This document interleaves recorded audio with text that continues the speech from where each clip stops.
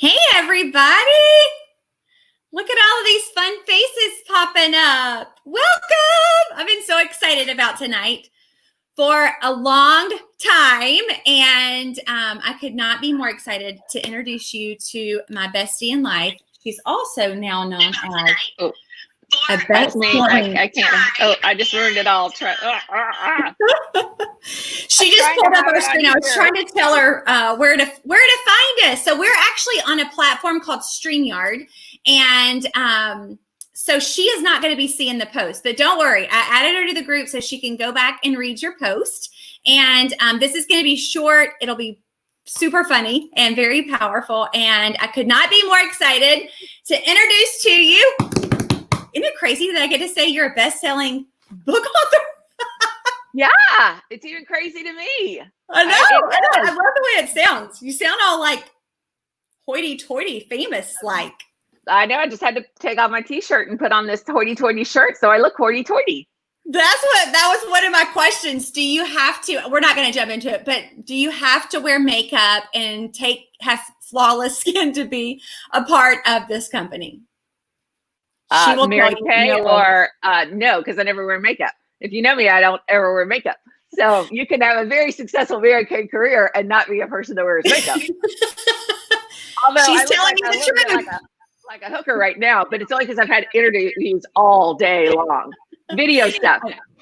I know. I'm very excited that you worked us into your schedule. She was had lots of podcasts and interviews today. So tell them who you are. Tell them a little bit about you. Well, I am Dawn Barton. I could actually say I am best-selling author Dawn Barton, author of Laughing Through the Ugly Cry that just came out. What is that? May 26th. My very first book just came out. But before that, I was a $1 million sales director in Mary Kay Cosmetics, and I left a 9-year career that I loved to take a leap of faith to become an author. And here I am. Everyone thought I had lost my mind. Yeah. It was hard for all of us for take that leap of faith, but I'm talking to my girls last night about Peter stepping out on the water and just having that faith piece. And I think it's such a great example of what that truly looks like when someone walks it out. So you were in Mary Kay for 9 years. Was that something you always dreamed about doing? No. I would have guaranteed you no way, no how, would I ever be in direct sales. My background was actually sales and marketing. So I was bombarded all the time with people trying to get me into direct sales things. And I was like, not going to happen. And on a fluke, my daughter at the time, who was 18, she got in and said, and the recruiter said, it'll make more sense if you put her underneath you, you sign up, put her under you. That way she does great. You'll make money on her. And I thought, well, I do like to make money. And that's the only way I got in. I hadn't tried the products. I hadn't, nothing. To make money on off of my kid. Who, granted, I had spent a lot of money on throughout the years. So this is kind of a fair trade. So Mackenzie is her oldest. And she also has, Mackenzie's how old now? 30. Oh, is she 30? Okay, I knew. Okay, wow. And then she has Ella, which Ella and my oldest, Anderson, are like the same exact age. Mm-hmm. They go back and older than the other one. Yeah. And since you've been in my life, I think, was Mackenzie in high school? No, she had just gotten out of high school. Okay. So yeah, Mary Kay was part of my life for a long time. Oh, I can see comments. I can't literally see them because I have glasses on. Oh, you can? Oh, yeah. Okay, good. She's going to put her glasses on. Because I'm old, I tell ya. So Dawn lives in one of the prettiest parts of the world. It's easier to tell people that she lives in Pensacola Beach, Florida. Mm-hmm. That's really not her address. She lives in this place called, hold on, don't tell me. I can't ever, it's Cantonment. Cantonment? Cantonment. Okay. Yeah, there is a word, and the word is actually Cantonment, but the name of this town is Cantonment. Okay. Just like north of Pensacola. Yeah, it is. It's like a little speck. It's a piece of heaven out there. And And so she moved there, last year? It's been exactly a year almost that she's moved away from the beach and out to be able to take care of her parents and her sweet mother-in-law, which she tells you all about that.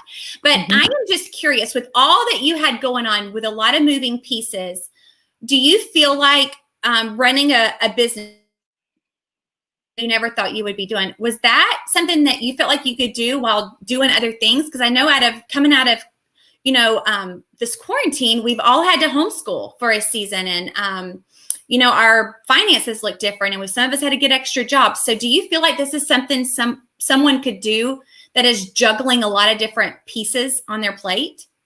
Are you talking about Mary Kay or writing a book? Because you cut off. You're talking about Mary Kay, I assume. Oh, I'm talking about Mary Kay. Yeah. Sorry. Yeah. So I think I thrived in Mary Kay, and I liked it because I am somebody who I'm kind of a freedom and flexibility. Like, don't tell me what I have to do when I have to do it. It's scheduled like that. So everything that's going on right now, I would have really thrived in. I loved the flexibility of the business. My husband's an airline pilot, so he's in and out all the time. So sometimes the business was full throttle and sometimes it was pulled back. And so I loved that flexibility. And there were seasons like I had in the middle of my Mary Kay career, I was diagnosed with cancer. And I love to share that I was building a business, and then I got diagnosed with stage 3 triple negative breast cancer. And everything, of course, came to a screeching halt. And gosh, I haven't told this story for a long time, but when I was diagnosed in my first week, I think it was my first week, my first month of going through it, I had a card every single day. I had cards every single day. It was like a crazy amount of love from the Mary Kay world. And what was even funnier is that year of cancer, this is so funny to share. I actually made $10,000 more than the year before it. Isn't that crazy? Just because of kind of what I had built and some momentum that we had going. And then it just, in a season that I needed to pull back, I had great, sweet, wonderful women that were a part of the team. And it just blossomed. Isn't that crazy? One thing about that year, Dawn, and I don't know I didn't know what triple negative was, but it is a very, like, one weekend we kind of felt the tumor, and then the next week, a week later, like, it is how would you explain it? It grows rapidly, basically. Yeah, it's not a cancer. It's not a type of breast cancer you want to have. And one of the reasons is when you have a hormone-driven cancer, breast cancer, which is the most common, they really know how to treat them. But this triple negative is just kind of a loose cannon. And I'm so glad I never, ever read up on it before I was I had somebody tell me right in the beginning, do not Google anything. And for whatever reason, I listened and I never did. And so, but I'm glad I didn't, because it's like the death rate is, oh my gosh. So, but yeah, I'm great now. Look at me now. And Craig wasn't even in the country. And there was a group of women constantly going in and out, taking care of Dawn, taking care of Ella, because Craig was in Bahrain. Yeah, Craig was deployed with the Navy that year, and he was overseas in Bahrain. And I had so much love and support, though. I mean, I never want to act like poor pitiful me, because it wasn't. I was so loved and so just showered with people who just stepped up, and I had so much love for the Mary Kay world. It was an unbelievably, I think that season solidified. And I remember saying, I will never leave the company. Like, I will never leave. I was in for life, for 100%. Because of that sisterhood. Yeah, it was an amazing piece to see how everybody stepped up. Yeah. So if you were to, so tell me a little bit about the transition of you being $1 million sales director, and then how this book thing came about. Yeah. Have you ever in your life felt like there was more inside of you? Like, I don't even know how to totally articulate that. I just knew, I think I felt like I stayed in this box of kind of a mediocre behavior, playing it safe. I did fine, but not to I just felt in my gut there was more in me. And I was 8 years in to Mary Kay, maybe 7 years in, and I knew that I could do more. And another reason I felt like I could do more is that I had women around me modeling it, that were doing big, astronomical things, and they were my friends. And I'm like, well, I'm like they are. Like, I should be able to do big things. And I just was never willing to sort of, I don't know, I stayed in this place of fear, even though it may have looked on a scoreboard that I was doing all right, like she looks like she's doing great. But I knew that there was more in me. And so I decided to take a big leap and put it out to the world that we were going to have this $1 million year. And everyone said, no, you're not. It doesn't make sense. You've only done 83,000 the year before. You don't have enough numbers. You don't have enough production. It's just not there. It's not going to happen. And I just believed in my heart that I would. And we were racing through this year for this record-setting $1 million year. And as you know, Casey, you were running alongside with me, doing the same thing with your team. And it was hard. And we were working a bunch at that time. But it was exciting. But it just wasn't coming together. It was so not coming together. And in January, it was over New Year's, I thought, I have to strategize like how to get out of this. Like I had to tell my team that not going to happen. And I don't know how you market around like pivoting out of a great big goal and telling them it's not going to happen. So I started thinking about it and I was like, okay, I think I've got this down. And 10 days later, my sister, who was battling stage 2 breast cancer, during that time, she unexpectedly passed away. And when she did, I thought, you have every excuse in the book not to finish, not to go on, not to do it. She died on a Monday, Tuesday. And I remember a good friend saying, why don't you come? We had a conference coming. It was a leadership conference. And a friend saying, why don't you come? And I remember being like, how insensitive of you. I just lost my sister. How dare you? And the conference was in New Orleans. And I heard my sister loved New Orleans. And I could hear Kim saying, I cannot believe you're not going to go to New Orleans when you can go to New Orleans. And I just felt, if there's ever a town that was her. So I asked my parents' permission, like what they thought if I went to this conference. And I went, and I'll never forget this moment. So many people knew what just happened to me. And I was walking down one of the hallways, and guys can make me cry. And I remember having my hand out, and I remember somebody just, as they walked by, just grabbing it, squeezing it, and walking on. If people weren't saying anything, they would just do that. They would just grab and squeeze and walk. And I made a decision that we were going to do this $1 million year, the astronomical goal, in her memory. Gosh, in her, we did it for her. So everything that year became #Kim's Million. And it became that she would be the reason why I would do this. It wouldn't be because something hard happened that something didn't happen, that I stopped. I didn't want Kim to be the reason I didn't reach. And I could hear her saying, don't you blame me for not reaching your goal. I could just hear that. Don't you blame me for not reaching your goal. And it's just not who she was. And I didn't feel like it was honoring her to play it curled up in my bed. So we raced and we finished that $1 million year. You and I had our best years ever. And I came out of it. I think it hit me that all the grieving kind of happened after that. And a few months later, I had a dream. And let me just say, I believed I would be a Mary Kay, like I said, for the rest of my life. And I had just watched a YouTube video. It was between TD Jakes and Stephen Furtick. Stephen Furtick's interviewing TD Jakes. And I had so many people tell me to watch this video. And I was like, why? It's like an hour and 40 minutes. I'm not going to watch a stupid video. And then the last person who asked me to is somebody I just really trust. And I said, am I naked in the video? Like, why are people telling me to watch this video? And she said, you just have to watch. So I watched it, and here's what I took out of it. Sometimes the thing you think you're created to do for the rest of your life was what you were created to do for the next phase of your life. And I knew when I heard it deep down that something in me knew I was supposed to leave. And then that night, I had a dream, and God said, you're going to write a book. And I said, oh, no, I'm not. And he said, you're going to write a book. And I'm like, I'm not a writer. I don't journal. I don't even read. I can barely make it through an audiobook. I am not your girl. You probably need to go two doors down. Like she reads. No. And next morning, I woke up and I Googled, how do you write a book? And I just felt that heaviness. It took me a few months to leave because I loved that world so much. And I took a leap of faith, and he went before me with every step. And it was so funny because when I left, I kept saying over and over, I cannot believe how much the things that I'd learned in the last 9 years I needed for this. You would have never thought that what you were learning in Mary Kay Cosmetics was going to help you for going forward in getting a book deal, right? it was just step by step. And it was so clear that I had to do everything I had to do in Mary Kay. And had I not, had I not had the years of Mary Kay, that book would not exist. And this calling wouldn't have happened. I had to have, Mary Kay changed me profoundly as a woman, profoundly as a Christian, profoundly as a, I felt like I blossomed. I also became a lot nicer. True story. We both have. Yeah. It softens the girl. It does. It totally softens. It does. It does.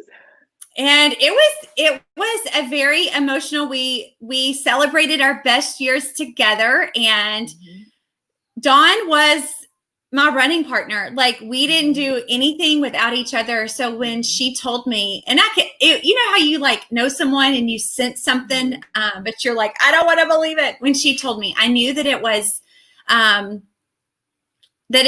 it was all God, because I knew she didn't read. I knew she didn't journal. And in the morning that after she heard the dream, or she had the dream, she called me and she says, Casey, he even told me the names of the chapters. And if you don't know Dawn intimately, then you wouldn't understand what these chapters meant when he told them to her. Because they were one-word things. I thought I'd wake up in the morning after that dream, after he was saying write it down, and it would be just paragraphs of like profound godly words, and it was just 6 words. And I remember thinking, well, I got a lot of work to do. Given me a little more, but I knew exactly what each one meant. So the chapter with you, the lucky, the one, the joy in getting lucky, I think it's called. But that word was just lucky. Getting lucky. Yeah. The joy in getting lucky. Yeah. It is the funniest chapter. I will claim, not only do I have my first ever centerfold, at 40, you're welcome. But I also have the funniest chapter in the book. She does. That is the funniest chapter in the book. It's the funniest story to tell out of the book. And I would not have known that, it's a hilarious story, but I think if we could ever find the video, it'd be really great. I know she called me this evening and we have planned our next boating adventure. So you just never know what next chapter will come with our time on the water. So if you had to do a direct sale company, Mary Kay all over again, what would be the first thing that you would do to be able to take that leap of faith? What would that look like for you? I spent a lot of time sort of wrapped in that kind of place of fear and not moving. I think I would have moved. I would have had more of a who gives a crap attitude, and meaning that I think I was worried about what friends would think. I was worried about, and I'm just not, I spent way too much time in my own head, and I wish that I had maybe moved faster. And I would tell you this, I'm a strong personality, and had the girl who was talking to me, my friend Ray, had Ray back down. Isn't it crazy that it literally came down to one woman asking another woman to be in, and it so profoundly changed my life. So when I was in, I remember the person, my national sales director, saying, if you don't offer this to every single person, shame on you. And I am like a poster child for shame on you if you don't offer it, because it was life-changing for me. It was life-changing. My best friends today came from Mary Kay. I didn't realize that I was a fantastic public speaker until Mary Kay. And a humble one. But I learned those skills, kind of fine-tune that. I learned how to work with women. I think I evolved tremendously as a woman during those years. You got baptized. Yeah. That was pretty massive in the whole thing. Gosh, yeah. It was when Casey and I were talking about this, I said, I want to do a call, and I want to talk about how much it changed my life. I want people to take a chance. And some people, came in for a season and it was great and it made money and that was fine. But some people came in and changed lives and they're still parts of my life. It just isn't one of those things that's for a couple of weeks. And it's just, I just loved it. I loved it. And I hope that us being able to share like this, I hope you hear my heart. I really hope it comes through. Heck, I talk about it in the book too. It was just such a precious and beautiful experience that I know that all direct sales things are not like that. I know that's the case.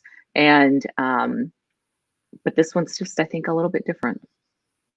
And she has worked with numerous people in direct sales, y'all, when she was making the transition to actually get the book published. So I didn't tell her, to talk about one's better than the other, but she has been, you can say you've been on the backside of the stage with other companies and how Mary Kay is different with the culture and the connection. Yeah. It was great. I was hired by a couple of companies to come in and speak and, those kind of things. So I got to see. First of all, I just want to tell you guys, if you don't know it, y'all make more money percentage-wise on what you do than anybody else. I don't know if y'all know that. Like, hands down. It's always good to hear. Like, by far. I remember going, y'all make what? Like, so why do you do it? So, I'm confused. No, they were sweet, great companies. Yeah. Yeah. So I don't know if Dawn knows this or not, but they are doing with the virtual, like Dawn has always loved working her business virtually, even when virtual wasn't cool. Mainly because she didn't like getting ready to go to parties. I hated doing them. I'm sorry. But I'm pretty sure that most people feel that way. So I mastered virtual stuff before virtual was cool. She really did. Yeah. And people always made fun of her, like, how can you hate doing Mary Kay parties? And she's like, listen, I have figured this out. So with this coming out of the virtual season, do you feel like this is something that they could still do virtually versus, having to be away from their home and their kids several nights a week? Well, you might kill me for what I'm about to say. I don't think y'all need to ever go back to not doing it virtually. I mean, I think you have stepped into, finally, the whole company has stepped into the aha of, look how much we can do virtually. And I've talked to so many of my Mary Kay friends who are, I don't know what happened, but y'all are killing it in sales right now. The money you're making on sales, I don't know if it's because women are bored at home going, I guess I need something to wash my face with. I don't know. But they're having more time in the mirror. Yeah. I never wanted to, first of all, I go to bed at like 8:45. So to do a party, like adjusted my entire internal clock. Okay. And if we want to do a 6:30 a.m. party, I can hang with you, but like late at night, I just can't. I like till noon, but I still was like, I got to get dressed. It was a lot of stuff. So, the virtual stuff hey, sign me up all day long. And they just launched last month a $30 option only for virtual. Like it's something that you can do for $30. So what are your thoughts on that? Well, I've always said, even when I think people are a little cray-cray. If you like the products, I don't know how to say it lovely. So you're kind of like, it's like a no-brainer because you get 50% off of what I still buy it 50% off because, true confession, when I left, I actually tried some other products because I had been doing it for 9 years. So I wanted to experience what was out there. And I was at a season in my life I could afford to buy some more high-end things. And I went back to Mary Kay. She really did. You know, I did several videos from her bathroom using all her stuff when I was down there 3 weeks ago. She really is back. Yeah. It's all Mary Kay. Friends before that I had never even heard of. She's like, you have never heard of that? We've gone to New York together a couple of times. And she's like, oh yeah, there it is. Yeah. I was like a La Prairie, La Mer, Trish McAvoy makeup. Yeah, I know. Yeah. I don't know what any of that is. Well, she had not asked me to do this, but I will be honest with you. I know that this book, whether you have gone through breast cancer, mom having aneurysm, losing a child, being raped, losing a sister, those hard life experiences are something that if you haven't gone through it, you know people that have, unfortunately. And the secret to her finding joy from him to be able to walk out those seasons of life and the growth that's happened. And even though she wasn't a writer and she wasn't a reader or a blogger, it is like you will hear her now that you've met her. You will hear her telling you these stories, and have your box of tissues, not just for the emotional piece, but for the uncontrollable laughter that will happen, and that you can give someone in your life that's having a hard time. I really do. So we're excited. We're going to do some giveaways. And she might, I don't have my signed copy. I've bought several off Amazon. I have some books to give away. I have 3 that I'm going to give away. And, you know, I would love to do it. Casey, I don't know how you guys are doing it. I'd love to do a little random thing. Yeah. I would love to do it with the first 3 people that are just like, sign me up. That's and then perfect. I'm going to do a special message to you from me in that book that I feel certain is going to bless your entire Mary Kay career. And I just, you know, it's, first of all, we're great friends, Casey and I, but I hope that you hear my heart, and just that it is such a sweet, fun, wacky, wonderful opportunity. My husband loved me being in it. When I finally figured out how to communicate with him about, you know, phone calls and stuff like that. But it was so great. All right. I'm going to look at some messages. Can I sign again? No, Heather, you cannot, but I'll sign in your books. All right. Well, thank you, sweet friend. We will go back, and I'm not going to do any more. I told Dawn, I said we're going to do 20 minutes. And I think right now we're at 27. So we're going to wrap it up. But thank you, sweet friend, for being such a huge part of my life, not just in this company, but for my kids, and for me, and for John. And I am so incredibly blessed by you. Oh, I love you. Thanks for letting me. This is literally my very first time. I had shared about Mary Kay since I left 2 years and a few months ago. So thank you for letting me share with you guys and share my heart. And I hope it came across how much I love it. So good night. This is the 5th interview of the day, and it's my favorite. Yay! All right, this is bedtime. Good night. All right, good night, y'all. Bye, baby.